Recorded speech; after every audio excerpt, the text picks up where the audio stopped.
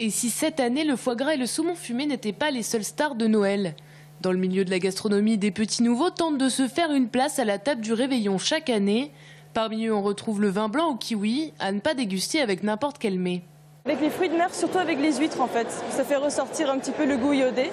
Donc c'est vraiment pas mal si vous pensez à manger des fruits de mer. Et contrairement à ce qu'on pourrait imaginer, il est fabriqué de la même manière que le vin classique. C'est une boisson en fait à base de fermentation de kiwi. Donc c'est pas du tout un vin aromatisé, ça il faut bien différencier.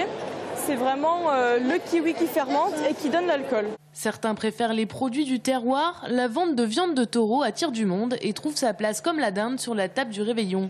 Sa particularité, c'est son goût fruité et parfumé.